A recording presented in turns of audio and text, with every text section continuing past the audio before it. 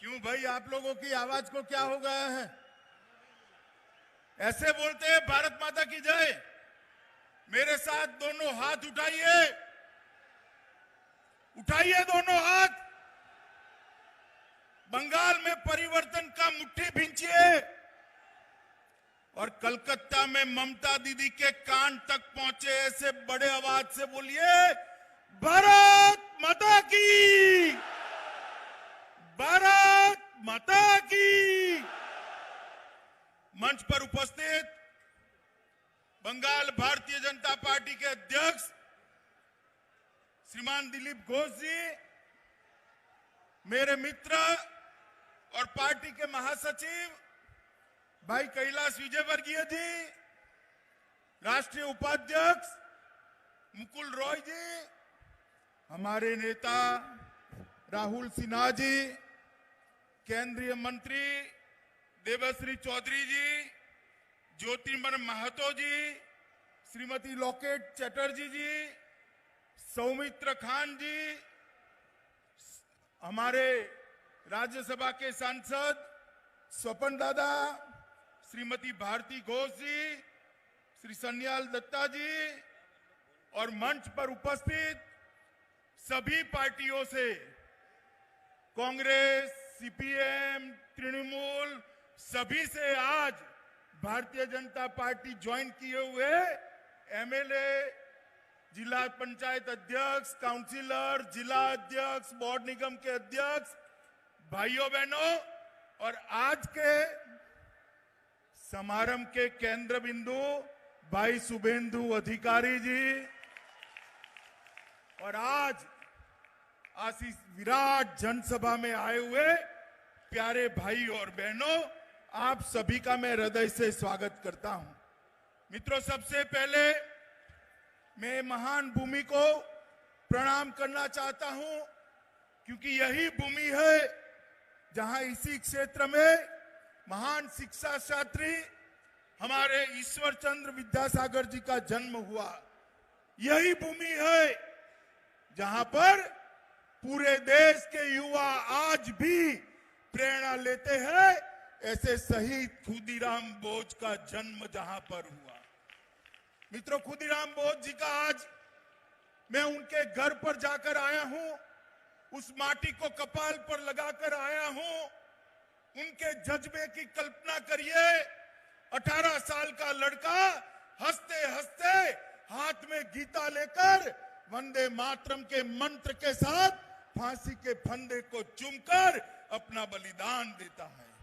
और उस वक्त देश भर के युवाओं में खुदीराम बोस के नाम की धोती पहनने की एक फैशन पड़ गई थी। यही खुदीराम बोस की ये भूमि है। ये भूमि को मैं बार बार प्रणाम कर कर मेरी बात की शुरुआत करना चाहता हूं। मित्रों, मैं यहां पर पूर्व मुख्यमंत्री अजय मुखर्जी, पूर्व सांसद सतीश सामंत और हमारे जनसंघ के पूर्व सांसद दुर्गाचरण बनर्जी को भी याद करना चाहता हूं। मित्रों, आज हमारे साथ एक एमपी, 9 एमएलए, एक एक्स मिनिस्टर, एक एमओएस, 15 काउंसिलर, 45 चेयरमैन और जिला पंचायत के 2 अध्यक्ष जुड़े हैं। शुभेंदु भाई के नेतृत्व में कांग्रेस, तृणमूल, सीपीएम, सब पार्टी से अच्छे लोग आज भारतीय जनता पार्टी में नरेंद्र मोदी के नेतृत्व में काम करने के लिए भाजपा जोड़ रहे हैं।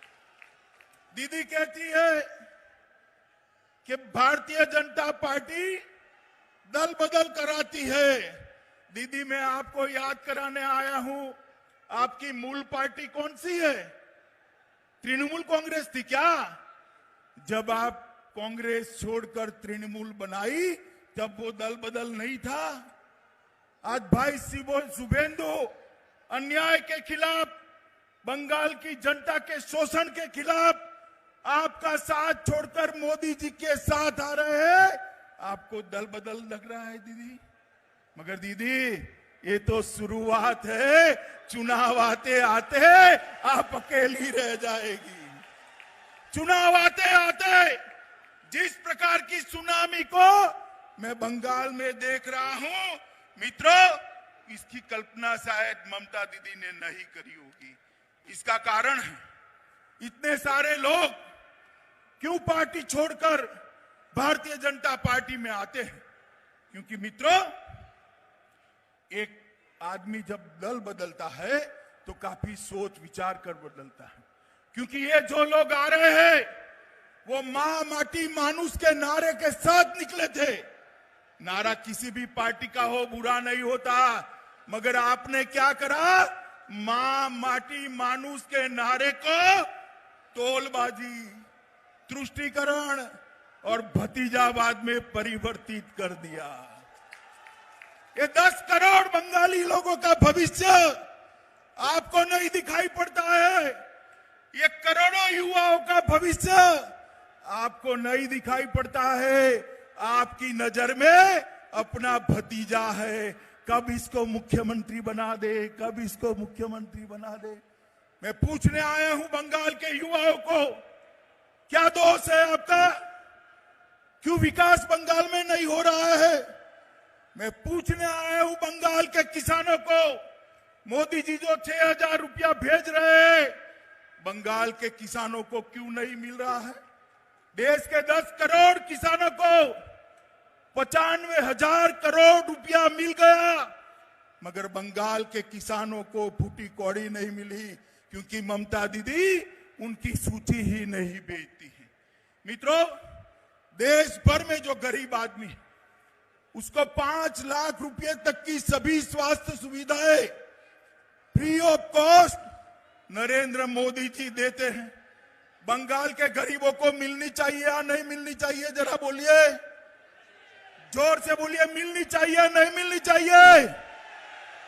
ये ममता दीदी है तब तक बंगाल के गरीबों को आयुष्मान भारत योजना का फायदा नहीं मिलेगा। मुझे बताइए, बंगाल के किसान को 6,000 रुपया मोदी जी जो भेज रहे हैं वो मिलना चाहिए या नहीं मिलना चाहिए? जोर से बोलो, मिलना चाहिए नहीं मिलना चाहिए? मगर किसान भाइयों, जब तक आप ये तृणमूल कांग्रेस को उखाड़ कर नहीं फेंक देते, आपको ये 6,000 रुपया नहीं मिलने वाला है। मित्रों, ढेर सारी योजना है। अभी एक किसान के घर पर मैं भोजन कर आया, मैंने पूछा कि 6,000 रुपया मिला है? उन्होंने कहा नहीं मिला है। मैंने बोला एक घर कहां से बना है, कब बनाया, कहां से लोन ली? तो उसने कहा लोन नहीं ली, मोदी जी ने प्रधानमंत्री आवास योजना का घर मुझे दिया है, इसमें बैठकर आप भोजन करें। मित्रों, बंगाल के गरीब को मोदी जी जो भेजना चाहते हैं वो नहीं मिलता है। और आज सुबह में अखबार देखता था, कुछ बड़बोले नेताओं ने कहा तृणमूल को कोई हरा नहीं सकता।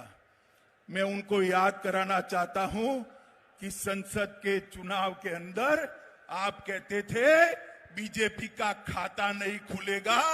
हमारे दिलीप घोष की अध्यक्षता में मोदी जी के नेतृत्व में 18 से ज्यादा सीटें बंगाल की जनता ने दी है।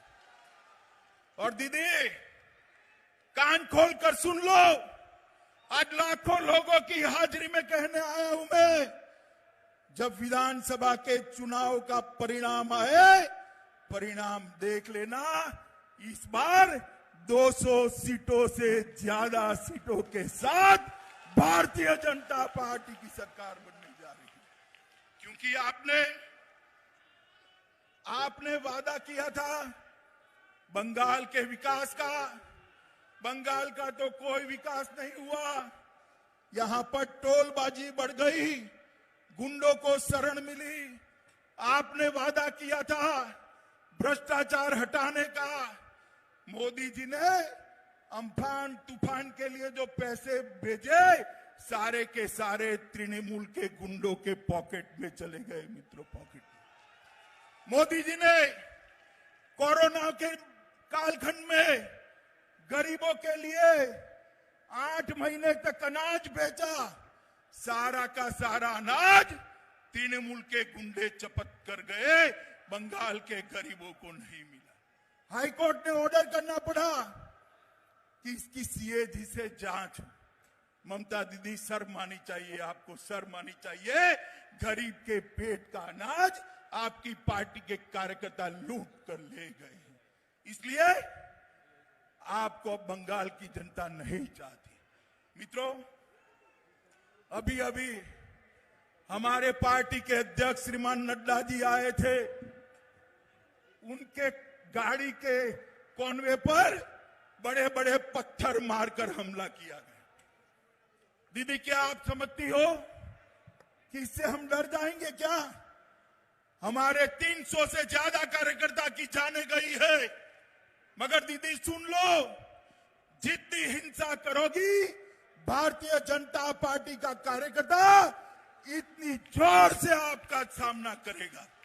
मित्रों, यहां पश्चिम मेदिनीपुर में हमारे बच्चू बेरा को मार दिया, जगदल से मिलान हल्दर को मार दिया, हावड़ा से किंकर माझी को मार दिया, कूच बिहार से रोहिदास विश्वास को मार दिया, आरामबाग से आमिर अली खान को मार दिया, झारग्राम से रामपदा बेरा को मार दिया, कांठी से शेख अजहर को मार दिया, बीरभूम से शंकरी बागड़ी को मार दिया, बिसरुपुर से गोपाल चंद्र पाल को मार दिया और पुरुलिया से शिशुपाल सोशीस को मार दिया। कितने लोगों को मारोगे? ये लाखों लोगों की भीड़ देख लीजिए दीदी, पूरी बंगाल आज आपके खिलाफ खड़ा हो गया है। पूरा बंगाल आपको हटाने के लिए एक साथ आ गया। मुझे बताओ भाइयों बहनों, बंगाल के अंदर परिवर्तन करना है या नहीं करना है? जोर से बोलो दीदी, तक आवाज जानी चाहिए। परिवर्तन करना है या नहीं करना है? दीदी सुन लीजिए आवाज, बंगाल की जनता की आवाज है। मित्रों, मैं आज ज्यादा बात करना नहीं चाहता, आपको सिर्फ इतना ही कहना चाहता हूं, बंगाल के किसान की समस्या का हल मोदी जी के नेतृत्व में भारतीय जनता पार्टी की सरकार बनानी। बंगाल के मजदूरों का समस्या का समाधान मोदी जी के नेतृत्व में भारतीय जनता पार्टी की सरकार बनानी। बंगाल के अंदर आए दिन बम धमाके होते हैं, इसको बंद करने का काम मोदी जी के नेतृत्व में भारतीय जनता पार्टी की सरकार ही कर सकती है। ये सारी समस्याओं का समाधान केवल और केवल भारतीय जनता पार्टी कर सकती है। इसलिए चुनाव तक हम सभी भारतीय जनता पार्टी के कार्यकर्ताओं ने तृणमूल कांग्रेस को हराने के लिए काम करना है। आज कम्युनिस्ट पार्टी, कांग्रेस और तृणमूल कांग्रेस से जो यहां पर आए हैं, भारतीय जनता पार्टी ज्वाइन किए हैं, भाई शुभेंदु, उनके सारे साथी, कम्युनिस्ट पार्टी के एमएलए, इनके साथी, कांग्रेस पार्टी के एक्स एमपी एमएलए, उनके साथी, ये सभी का मैं आज मन से भारतीय जनता पार्टी में स्वागत करता हूं और बंगाल की जनता का अंत में आह्वान करना चाहता हूं कि एक बार आपने 3 दशक तक, जरा सुनो भैया, 3 दशक तक कांग्रेस को मौका दिया या नहीं दिया? दिया है ना? कम्युनिस्ट को 27 साल मौका दिया या नहीं दिया? ममता दीदी को 10 साल दिया या नहीं दिया? एक 5 साल भारतीय जनता पार्टी को दे दीजिए, हम बंगाल को सोनार बांग्ला बनाकर रहेंगे। मुझे बताइए, भारतीय जनता पार्टी की सरकार बनाएंगे? जोर से बोलिए, बनाएंगे? मोदी जी के हाथ मजबूत करेंगे? यहां पर तृणमूल कांग्रेस को उखाड़ कर फेंक देंगे? तो मेरे साथ दोनों हाथ उठाइए, उठाइए दोनों हाथ। विजय के निश्चय की मुट्ठी बींचे और मेरे साथ बोलिए, जय श्री राम, जय श्री राम, जय जय श्री राम। भारत माता की